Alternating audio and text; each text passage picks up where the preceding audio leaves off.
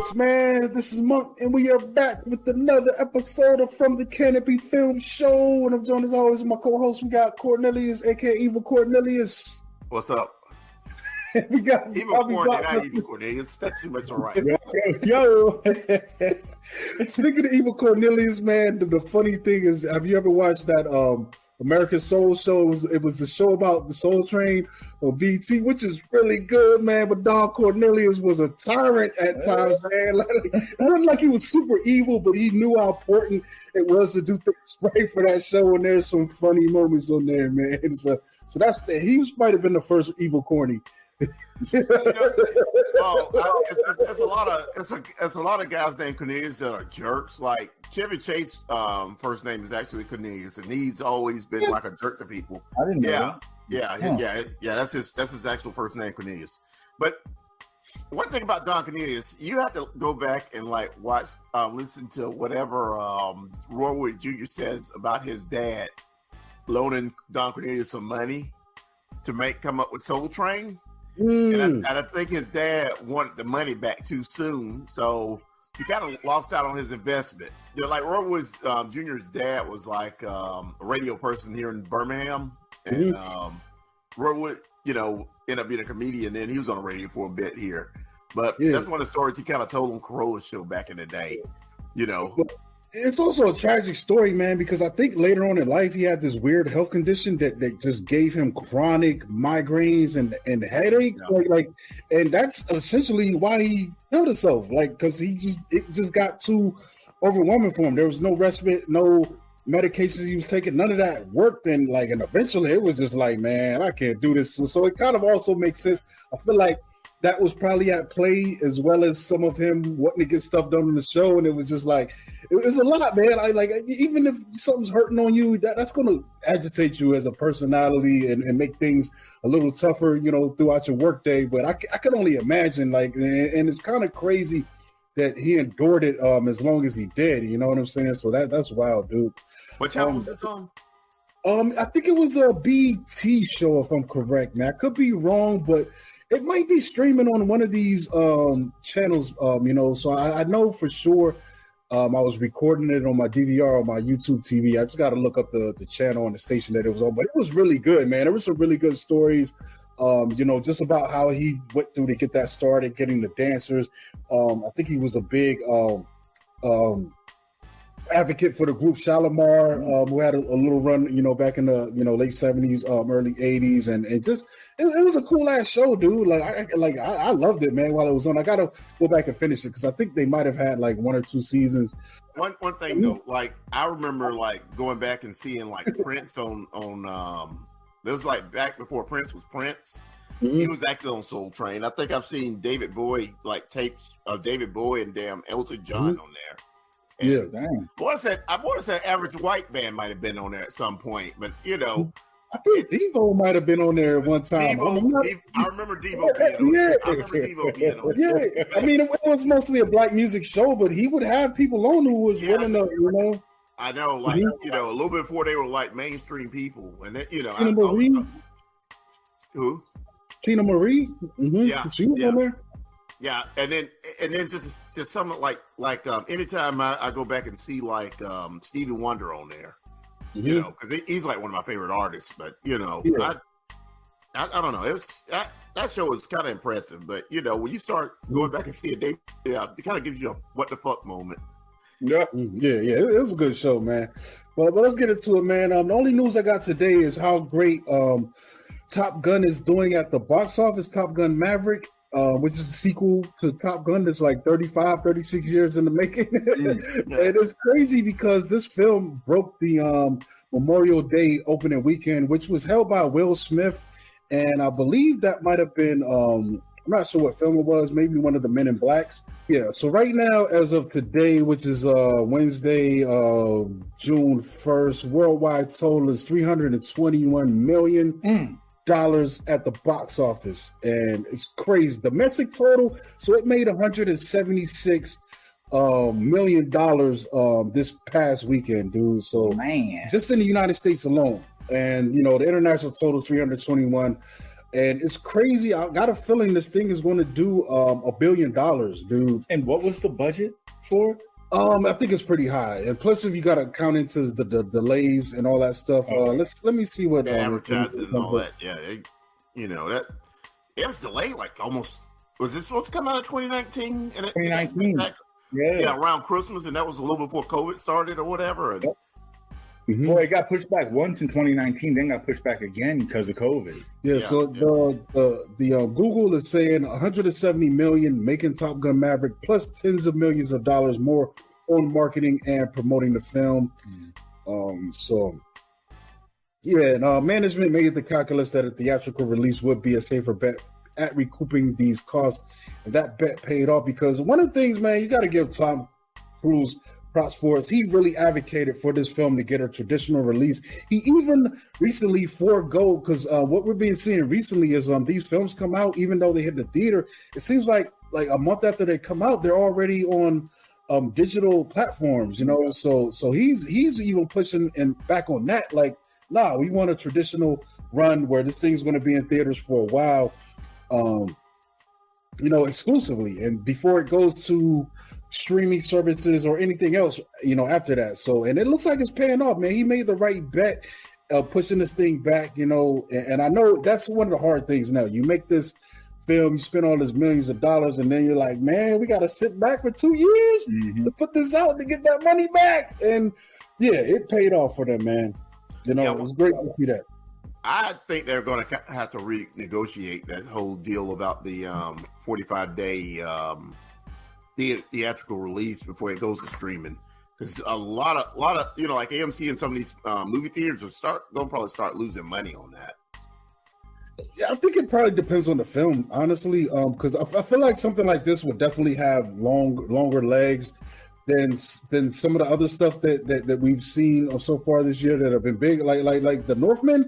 It's probably no reason to have that back in theaters right now. It's probably going to benefit it most to go to, to be available to rent, or buy on a digital service right now, because I feel like most of the people who were going to see it already went out there, and saw it.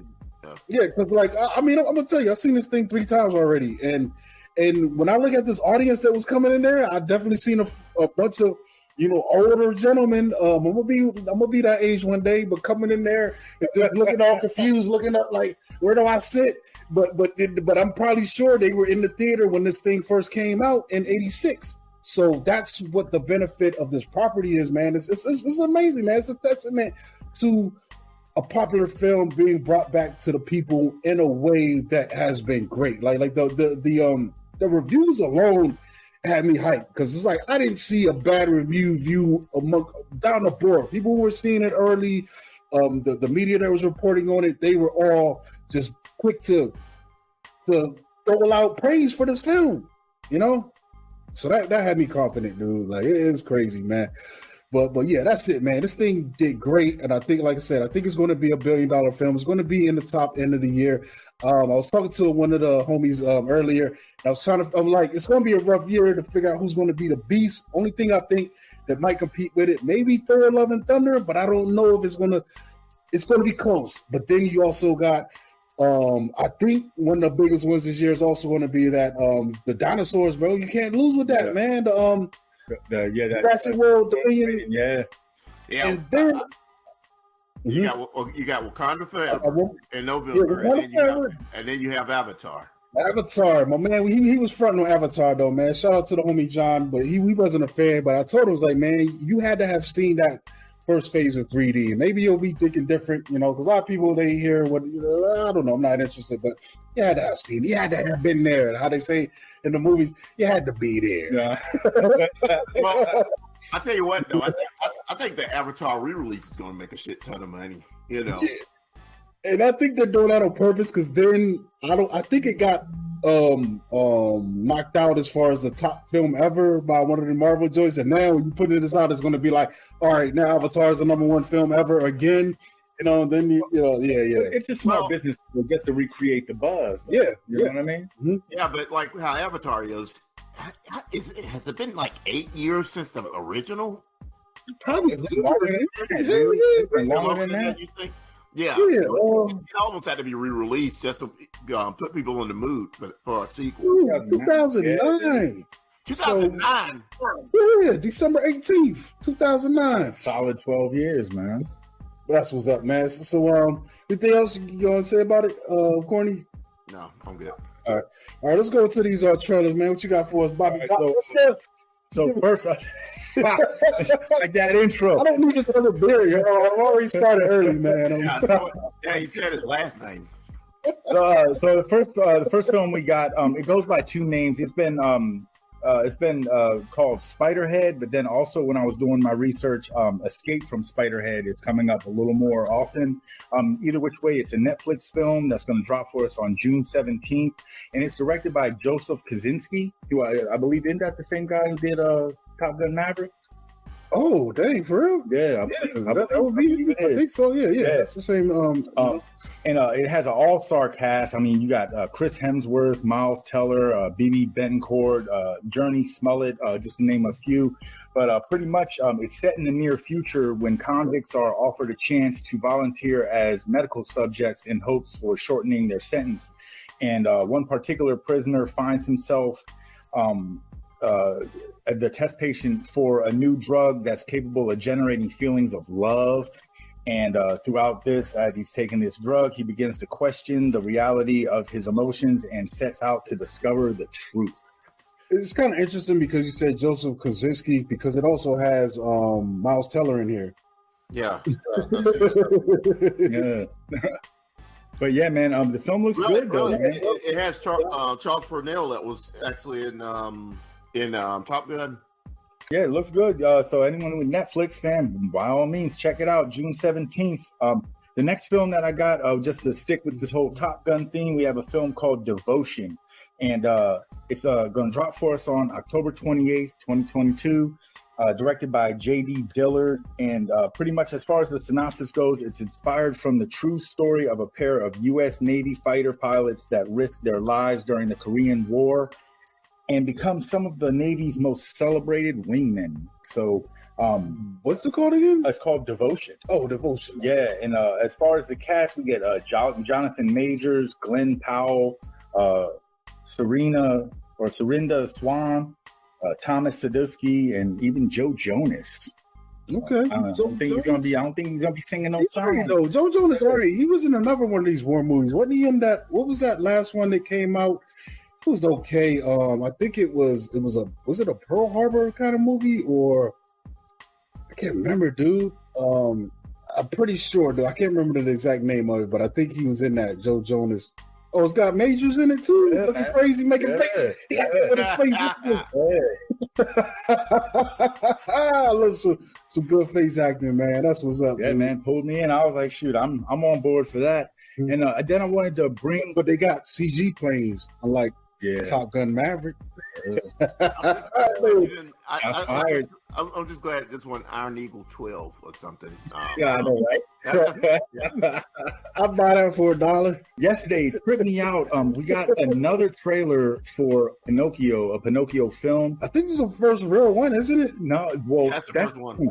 The tripped out thing about it is Netflix is dropping a Pinocchio film. That's the one that's directed by Guillermo del Toro. This is the live action version of Pinocchio, by Disney. Directed, by Disney. It's brought to us by Disney. It's actually being presented to us as a Disney Day premiere, and it's going to drop streaming services on September 8th, which is a few months before the Netflix one. So I don't know if they're trying to get into a little bit of a boxing match, but this one's going to be directed by Robert Zemeckis. And the thing of it is this cast. This is going to be the good one. They're bringing everybody to the forefront, dude. You got Robert Downey Jr. in it. Tom Hanks is playing Geppetto. A young man named Benjamin Evan Ainsworth is going to be playing Pinocchio. You get Luke Evans, Cynthia Erivo, Joseph Gordon-Levitt, Keegan Key is in it. Sheila Akim. I mean, dude, This one looks like it's going to be the the blockbuster film. And as far as the synopsis goes, I mean, if you've seen the Disney animated version, then you already know the story of Pinocchio. This one's probably going to run. Yeah, because the difference is, I think the Guillermo one is all animation. Yeah, it's like a Pixar. It's going to be a little different than what we're going to get in here, because, you got the actors mixed in with this, with the CG characters, which actually looks pretty good right now. I mean, Tom Hanks is the man, so it's like you can't deny him, and the supporting cast, Cynthia Erivo, she's awesome. So this thing probably is going to do numbers. It's interesting that it's going straight to, straight to Disney streaming. I mean, but here's the thing, man. Like the amount of subscribers that they have paying them right now, I think they're at like over 40 million, maybe the 60 million subscribers right now, paying them $7 a month. Like, the money is there, dude. Like, they don't be something to feed. They don't necessarily need, some of these things to have box office success. Like even when I look at how good the Chip and Dale Rescue Rangers movie was, I don't think it would have done as well, in the box office as it has for the subscribers who already have Disney Plus. Oh, speaking of, I didn't get to talk about that one last week with y'all, man. I love that film. I had fun with it. It was such a blast, dude. There was so much like adult humor going on with that. I just thought that's fun for all ages. Anyone could sit down and watch that and enjoy it. Yeah, the whole Ugly Sonic, and they zoomed it on. Great. I was tired of that. Yeah, man. I like how my man Monterey Jack was just strung out. I was like, this is spooky. And like this is so crazy. I like the new character. Seth Rogen's character was hilarious. Was that the when they went to the Uncanny Valley, dude, I lost my mind. That was amazing, man. Yeah. They had so much fun with that. Yeah. But it's one of those things where it's like, that film was great, but then it's like if you were a marketing guy and they brought this to you, what are you going to do with it? I don't know what to do with this. I'm just like, yo, man, put this on the plus. Yeah. And we'll be like, that's all we can hope for, and hopefully the word of mouth gets to it, because that's what got me. I think I saw El Goro, talk about it. He loved it, and everyone else that I was seeing that took the time to watch it, they loved it. And Bob told me he loved it. I was like, man, I gotta watch this. Man. So yeah. So is that it, man? Yeah. As far as trailers, I'm gonna keep it short and sweet today. All right, man. I mean, I guess I can set it off, man. Bob could probably help me out with this because he saw this one too, I believe. You got the shirt on, damn! I just noticed that. Wow. So we're gonna talk about, Bob's Burgers, the movie, and the title is kind of self-explanatory.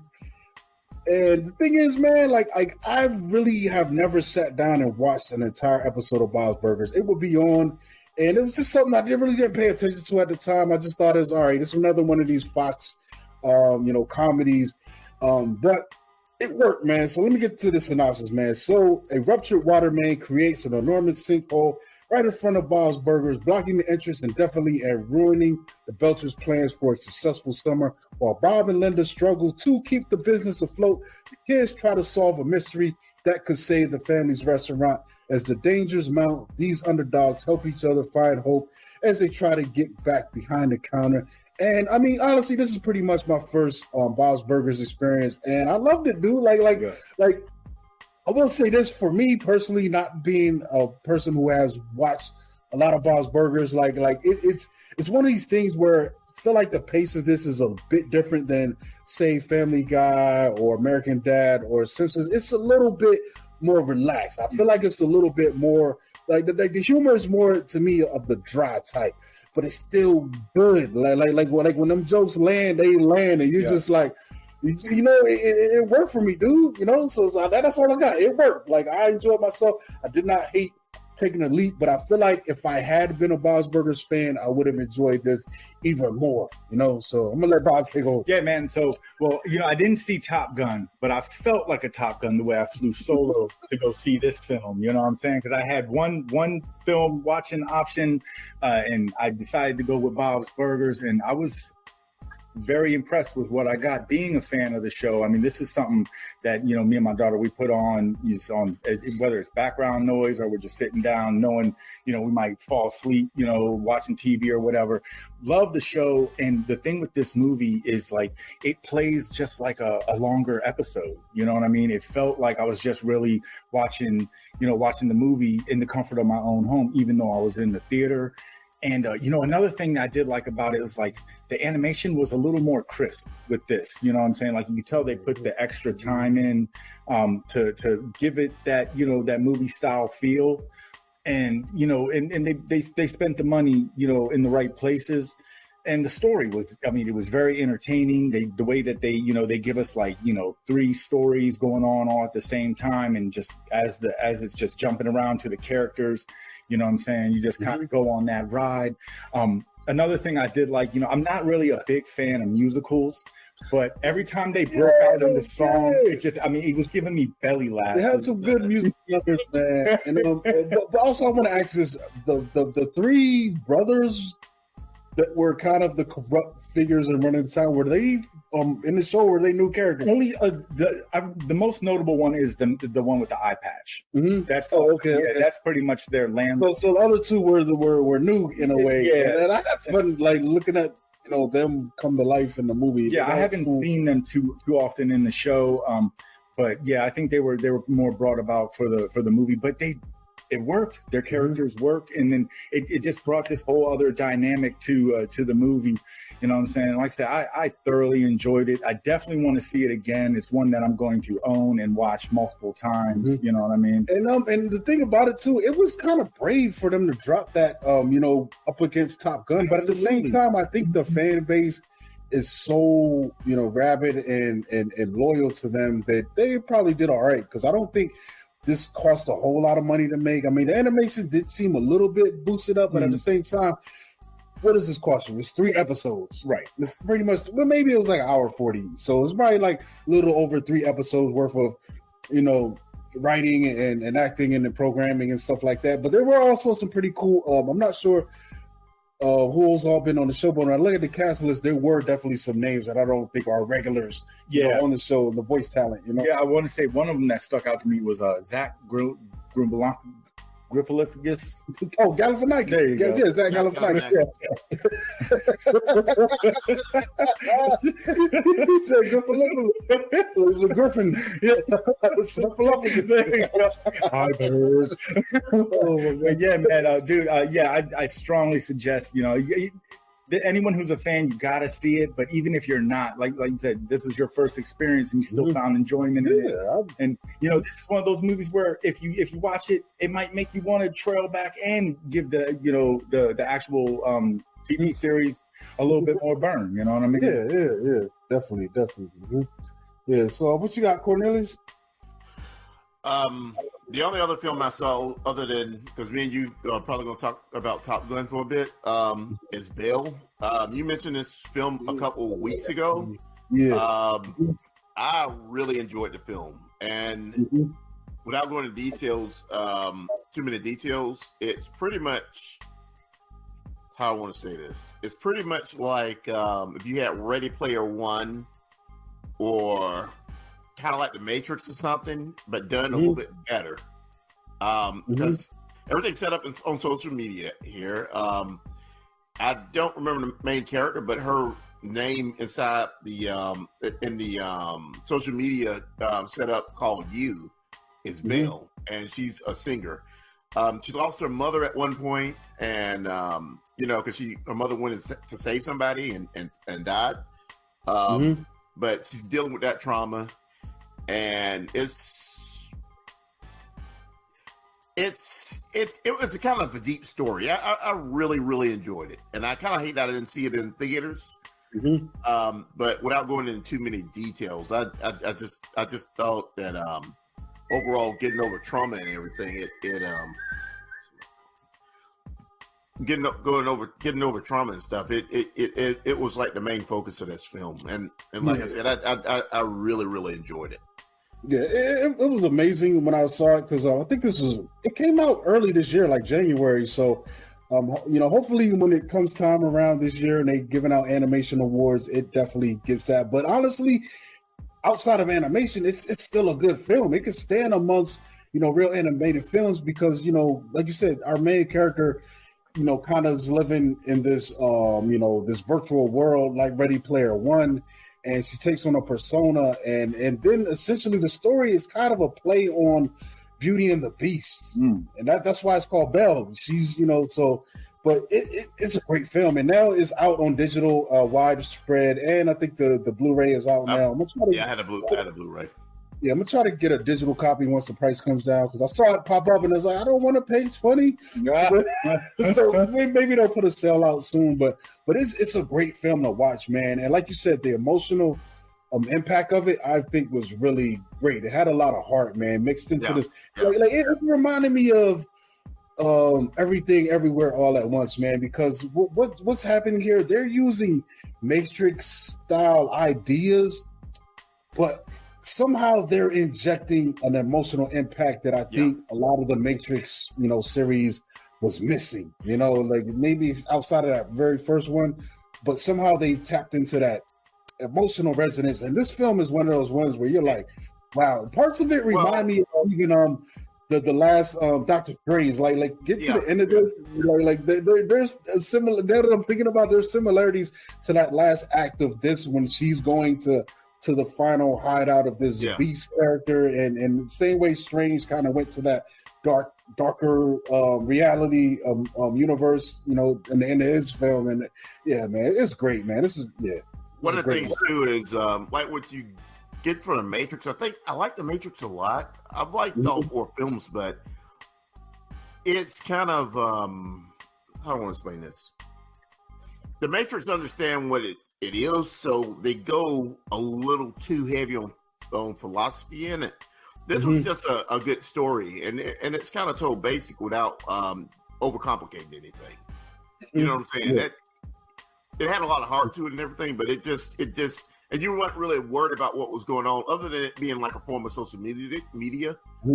They're not really going out of their way to explain the technology about what's going about that of what you is. Kind of like Ready Player One, because you don't a lot of stuff you just set it up and enjoy it without making things overly complicated. And I thought, like if we had a movie about Facebook, it was a movie about Facebook, social network. But you have a movie about Facebook now, you won't really have to go out and explain every little thing about a lot. About how it works. How everything works. But they set everything up. You're there, and it's real good. I really think it was a real compelling story, and it's real dope, man. Especially like one of the defining moments for me in this film was finding out the origin, the true origin of the Beast character. That I didn't expect that at all, and it hit in a way where I was like wow, like they're actually bringing this thing up that we really don't see a lot of. I mean, maybe in some movies we've seen elements of it, but for them to put that front and center in this film, it was really dope. I didn't expect that, and they did a really great job of it, man. Like it's a good film, man. It's great. It's one of the best of. This definitely probably gonna be on the list of the 2022, man. Like, check this, man. Yeah, this is great, man. Good stuff. Yeah, this is good, and as well as the music, man. That's one of the strongest aspects of it. Like the soundtrack goes, like the first, because the thing about our main character, she's just a regular girl, and she wants to sing, but somehow being in this virtual world as this other character, it empowers her to even try to sing. And when express herself. At the beginning of the film, when her character's introduced, you're just like, yo, you just nod your head and you just like, yo, this is dope. Like it's you get the chills up your spine a lot of times in this movie, man. It gave me that effect while I was watching it, Yeah, definitely. Good stuff. Yeah, Belle is great. All right, so what you got, Bob? All right, so yet again, another Netflix film. This one was a very pleasant surprise for me. It was called No One Gets Out Alive, and it was I guess it made its way on Netflix in 2021. It just flew under my radar for quite some time, but pretty much it follows this young woman. She moves into the States from Mexico, and she's finding all kinds of issues. She's having problems getting like documentation, getting a job, getting stable residency, just going through it in every way, shape, and form. And so she ends up moving into this, I guess you want to call it like it's like a boarding house in a sense, where the landlord, it's trippy because I mean there's a lot of red flags. Like when she sees the flyer, it says, he only wants female tenants, you know what I'm saying? But yet, you're a dude, so that's already kind of like weird, you know what I'm saying? And then he keeps like being dishonest about the amount of other tenants that are in there, and plus with him being the only landlord, there's a lot of little things that he just keeps putting his foot in his mouth. But you can tell that he's seeking out and almost preying on these young women that have issues with providing identification or this, that, or whatever, or making sure that they get paid from their jobs in cash. A lot of little shady things that are happening, and this young lady she is pulled like right into the mix right out the gate. And as the film progresses, the one thing that I really, really enjoyed about it is, the way they present this character and they give her to us as viewers. As you watch her, like, dang on, I mean, she just keeps getting hit with the crap stick. You know what I'm saying? Like, like there's no luck, you know what I'm saying? Like she can't buy a winning scratch off ticket to save her life. Everything that can go wrong continues to go wrong. And, so that way, I mean, for me, I was all the way intrigued in everything that was happening to her. And, the cool thing about that is like, there's not a whole lot really going on outside of what's going on with her, and then what's going on in her living area.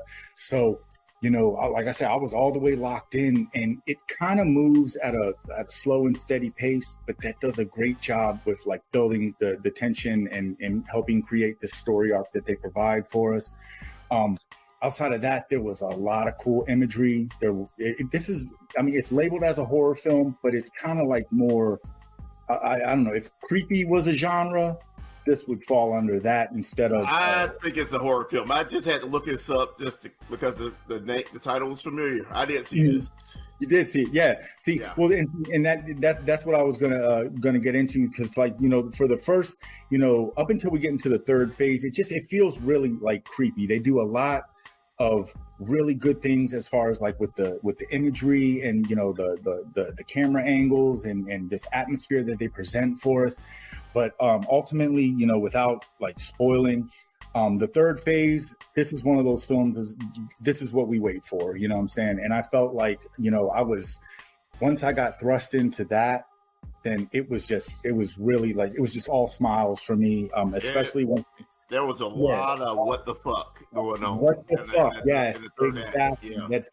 And when it comes to like creature designs and things of that nature, very, very unique, creative, imaginative. You're seeing things that you might not have never seen before in this likeness. You know what I mean? And I thought that is what really kind of springboarded this film into also just I had to talk about it. I wanted, and I want anyone who's watching the show, anyone who hasn't seen it, to check it out just for that. The third phase makes it all worth it. The acting was good. As far as, like I said, the story, it moves at a steady pace. It's a solid indie horror film. I don't anticipate Netflix getting rid of it anytime soon. They've already sat on it for a year.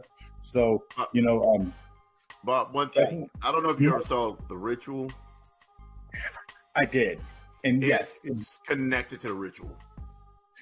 I could see that. Yeah, it's the same writer and everything, but I think it might be something we see in there might be out of The Ritual, but I have to go back and watch both of them back to back.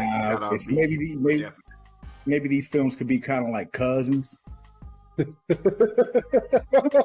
say it like that? I think they.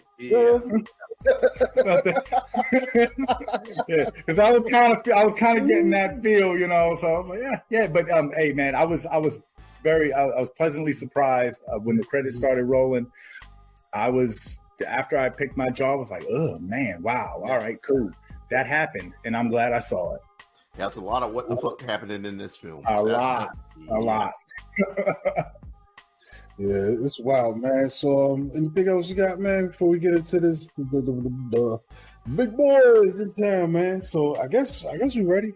Let's get to this, man. So, I've been waiting for this a lot. I love the subject matter in a way. We just covered the original on Classic Cinematics, so that's out there. If you want to check out our impressions of the original Top Gun. But this sequel is about 35, 36 years in the making. So, and Top Gun Maverick, after more than 30 years of service as one of the Navy's top aviators, Pete Maverick Mitchell is where he belongs, pushing the envelope as a courageous test pilot and dodging the advancement in rank that would ground him.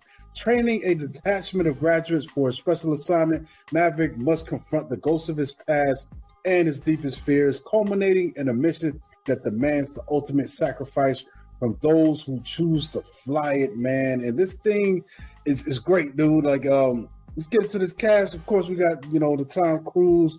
We got Val Kilmer. We got Jennifer Connelly pops up in this. Miles Teller, Glenn Powell, Monica Barbaro, Ed Harris, John Hamm.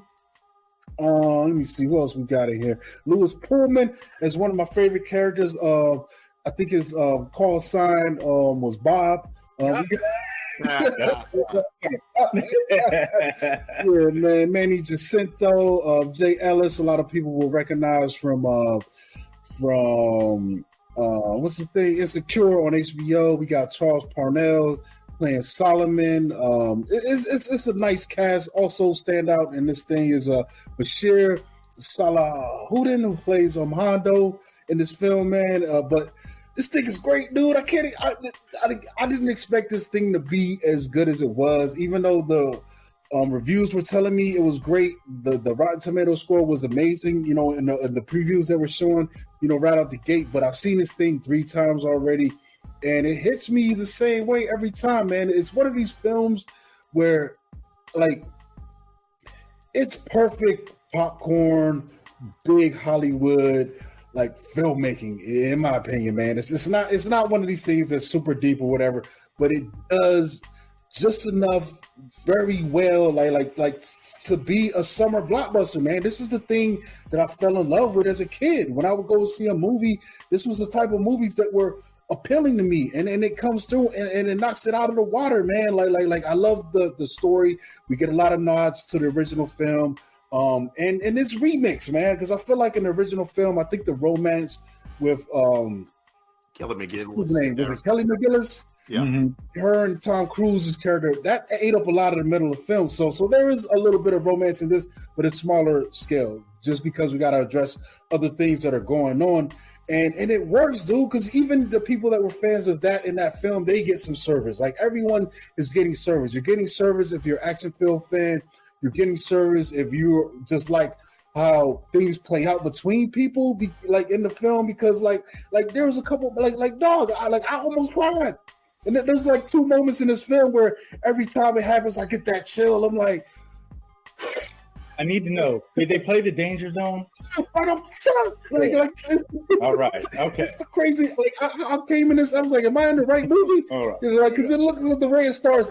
I'm like, yo, what's going on here? Yeah, it's in there, but another interesting thing that was going on. I tell you what else they service in this. Mm-hmm. I got to see Tom Cruise run. Yeah, Tom Cruise ran. Yeah, is that what it takes for a film to make a million? It's funny because a lot of people, well, at least shout out to my man Rod, the Black Guy Tips. He had a little bit of doubts, man. He was like, man, he's not running in this trailer. He's like, this might be a flop. And me, I've been calling this for months that this thing was going to do numbers, and I was right. I was so glad I was right. I didn't know 100%, but I just hoped that it would. And like Cornelius said, we got the run. We got everything that we needed to get, man, and as well as some great sentimental moments. I mean, they announced, in the cast list, we knew Val Kilmer was going to be in here. Mm-hmm. And dude, when that scene happened, I was not expecting much. I did not expect the reaction that I had to that scene, man. It was one of the most pivotal moments in this film, as well as in the very end, there's something that happens too where I was like, man, I'm about to cry, bro. But it's like this is just, honestly, you can't cry in the danger zone, man. Man, in the Bob, you need to experience this film. In the big scheme of things, it's a big dumb action movie that did not deserve to be as good as it was. Like, in my opinion, it didn't deserve it, but it did. Really, what they did is they Force Awakened Top Gun. That's, and people have like, and I love Force Awakens. Mm-hmm. Well, the similarities between A New Hope and Force Awakens are pretty much how Top Gun and Top Gun Maverick is. We're going over a lot of retread territory in a ways, but they're slightly remixing it just to make it different enough. You know, everything about this between I don't know, this was like, this might be the best movie I've seen this year, to be honest. It might be the best movie I've seen this year. You know how much of I'm still thinking, for me, Everything Everywhere is probably my favorite film of this year, but I'm gonna join you a little bit in saying that I think this is probably the best mass appealing film. Like if you want to make a film that's going to touch the most people as possible, you can't get better than what was done in this movie. You really can't. I'm talking about it's a good mix. It's a little bit of everything. You know, even like the enemy in it, they don't really go in too many details. You just know it's a mission, and they want to accomplish this mission. My boy was like, it's the Russians. I was like, they never said that. They never said that. They never said anything. Yeah, they never said anything. All right. The enemy is basically faceless, but I just thought it was perfect because they didn't really go typical political or anything. They just said it was, they just set the mission off, and they were training for this mission. The romance in it was real good. I wasn't really expecting much in that. I just thought it was. I really.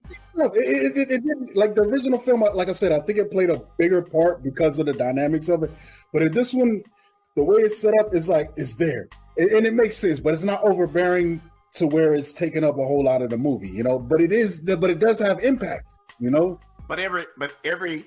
Even though like some of the background characters had good stories on this, this was just. It was like a perfect mix of a film, and I wasn't really expecting too much from it. But I don't know. I was really just amazed by it, and like I posted on Facebook after I saw it. I was driving home, at night, middle of the night, and I was like, "Damn, Top Gun Maverick was a good film." But that's the thing. Like I feel like over the past couple of years, as we've seen things remake, like Ghostbusters and things like that, I feel like this probably was the most effective at staying as true as it could to its original premise, but still giving you, elevating it enough to make it worth the while. It's an unnecessary sequel, but it made it fun. It did the thing, dude. Better sequel than a remake. Yeah, man. Like it works, man. Like, dude, the very end.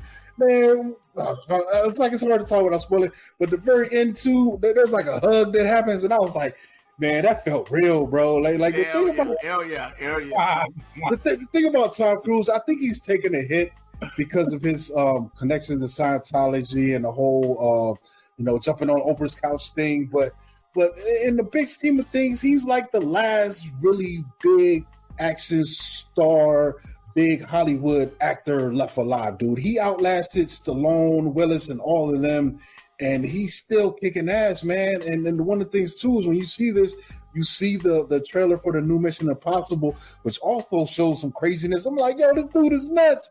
And then one of the things that I appreciated too with this film, when you go see it, there's like 30 seconds when the film starts of him welcoming you and thanking you for coming out to see the movie. And I'm like, this is something that no one really does, and I don't know why more people don't do it. All he's doing is saying, thank you for, we work hard on this, and we appreciate you for taking the time to watch it. And it's funny because like I haven't done it yet. I might go see it again just so I could do this. Really? But I haven't seen it. I always go like the times I've seen it, it hasn't been too packed. Tom is talking directly to you. Yeah, I want to say next time I go, I want it to be a packed night. Maybe I'll go Friday night when there's a little bit more crowded. And when he says that, and I'm gonna be like, "Song," you know what I'm saying? So I think I'll get a good laugh if I did that. But yeah, like it's great, man, and the action is amazing. There's probably a little bit of CGI, I would think, with the enemy planes, but for the most part, this was done practically in camera. These are real jets flying around, and I think I sent Courtney a video earlier. I don't think you watched it, but IGN put out a behind the scenes thing of it where a lot of these planes that are flying, these F-18s or whatever, they're two-seater planes. So they made it, decorated them enough on the inside to make it look like the actors were the pilots. But in reality, they're sitting in the back seat while real pilots are flying the planes, and they're reacting to that. And it's being filmed, man. It's a really great technical achievement of what's doing, and it helps to immerse you, man. Like it's like the action in that last 30 minutes, dude. Like I'm on the edge of my seat, like there's a couple moments where you're like, I need to come up for air, bro. Like y'all like, makes her killing. I saw it in Amazon, not Amazon Prime. I saw it in at my AMC Prime theater. Mm-hmm. Sound was perfect in it. I felt every bit of this film. Mm-hmm. And that's I don't know. It was more than just going to the movies. This was actually an experience. I really enjoyed every bit of this film. And speaking of that, the sound, is it Hans Zimmer? Did he do the score on this thing? Yes. And it works. It's so good. Like one of the funny things that I've noticed too is there's moments where he does an orchestral version of a couple of notes from Danger Zone. That's just like, yeah. Like, that's Danger Zone, but it was slowed down, and it's like, I'm like, yo, this is crazy. I can't. It's amazing, man. It's a great fucking film, man. Like I don't know what kind of awards this thing would be up for. I definitely probably think they might get some practical effects or some cinematography nods, and honestly, man, it has enough heart where I wouldn't be surprised if they threw in some acting nods for Tom Cruise. Tom Cruise and cool, man. Yeah, because they was good enough, man. And I don't know what's Tom Cruise looking like with Oscars, yo. Like I don't know if he has a best actor or even a best picture or anything. Like I don't think he's ever been nominated for an Oscar. Mm-hmm. Yeah, but it's like it's crazy to me because I think that's part of it too, because of the kind of films that he does. But like this guy is perfect, man. Like I'm not saying it's the best, but like if you looking for just the straight, give me the shit. He's a professional. He does what me. You be knee deep in the shit. Yeah, he's knee deep in it. He's good, man. Okay, here goes Tom Cruise nominations. Mm-hmm. He was nominated for Best Actor in Magnolia. He was nominated for Best Actor in Jerry Maguire. Jerry Maguire. Oh yeah, I remember Jerry Maguire. He was nominated Best Actor in leading role in Born on the 4th of July. Yeah, I remember that. Yeah. BAFTA award, same thing for Born on the 4th of July. Mm-hmm. Everything he's never won an Oscar or anything. He's just nominated. Just been nominated. I feel like he'll probably eventually get like a Lifetime Achievement Award. He won a Best Saturn Award and a science fiction award for Vanilla Sky. But everything else, he's just been nominated for things. Yeah. I could definitely see him getting a for the Oscars, at least for a Lifetime Award, just for the contribution overall, man. Because especially with these Mission Impossible films and doing what he's doing, like riding the motorcycles and dude, what was the one Mission Impossible where he's on the outside of the plane and he's just like, I'm like, bro, this plane it's a C-130 taking off and he's just hanging on the side. I mean, I know he's probably strapped in with cables and all, but dude, I think that might be Rogue Nation. Yeah, I think that might be Rogue Nation. Yeah, but yeah, he's going up on the side of the plane. What are you doing? You're crazy. He probably gets so nervous whenever he gets on, like the insurance is probably off the chain, and it's like it's probably crazy whenever he's like. Think about how a little spoiler, but the way Top Gun ends, he's in a damn plane. Him and I know that's him. I don't think that's Connolly in the thing. I think that's probably a stunt lady, but he's on the damn plane, and you're just like, if I'm right, that's actually his Mustang. Yeah, I was probably. I think that's his because he actually has one. He's crazy, bro, and I love it. I love that he's so crazy like that. Like the thing that blew me out was years ago when that clip came out. I think it was the one with it might have been the one with who's Superman, the Superman guy, Henry Cavill. I think it might have been that one where he's doing that rooftop jump and he actually breaks his foot in the scene. Yeah. He's doing the stunt. He's jumping from one roof to the next, and he's supposed to barely grab the ledge. And what happens is he's doing that. He slams his foot into the wall, and he breaks his foot in shot and pulls himself up, and he's looking like he's in agony. He's like, ah, and I guess that had to slow the production up for a while for his foot to heal. But I'm like, dude, this guy is crazy, and I love it. Like it's wild. He's a white Jackie Chan. That's exactly what I took to call him. Now Jackie Chan don't fly a jet. It's ridiculous, bro. Like I can't sway, man. But yeah, definitely go check that out if you can. I might see it again, man. If it's there, I'm there. I don't got nothing to do, man. I ain't got no life. They canceled my PlayStation order. Tom Cruise was in Fallout. That was Mission Impossible. That was a Mission Impossible Fallout with Henry Cavill. I want to say that might be the same one he jumps on a jet, but I might be wrong. Yeah, that might be the one after or before, because I love all of those, man. The one where he's in the desert and he's on the building, the side of the building, the highest building in the world. That was a good one. Yeah, that was excellent. He's nuts, dude. I've actually enjoyed all the Mission Impossibles. Honestly, the first one is my least favorite. I know people hate the John Woo one, but I love that too, man. Like when he got on the motorcycles, dude, he hit the endo and spun around and was like, so it is hard. You got to get on it, bro. Them joints is good, man. It's a good series, man.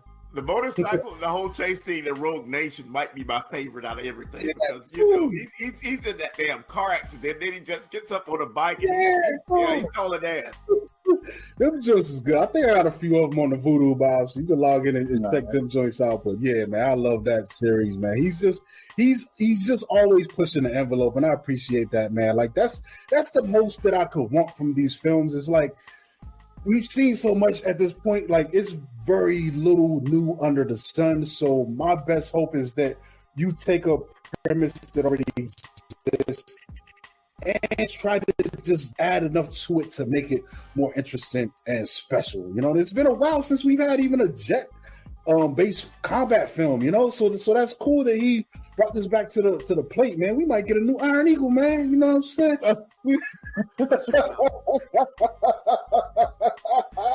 My man's still alive, man. Chappie could be in a wheelchair. Maybe he'd learn how to fly a drone plane. All right, man. Don't bug it up. Listen, I think we can wrap this up, man. But definitely go see some of these films that we've talked about. I think we gave you some good ones. I don't think there was a dud in a bunch, this week. So check us out, man. And you catch me at Monkey Blood on Twitter, Instagram. Follow the podcast at From Canopy on Twitter and at From the Canopy on Instagram. That's where we're at. This is Bobby Blockbuster. You can catch me on Instagram at Bobby Blockbuster 118. You got your burgers. And I got my burgers on the deck. I'm Cornelius Bros. You can find me on Facebook, Cornelius Bros, on Instagram, Cornelius Bros, on Twitter at Cornelius1976. And I'll be watching things on TikTok at Cornelius1976. Yeah, that's what's up, folks. We'll catch you next time. Peace.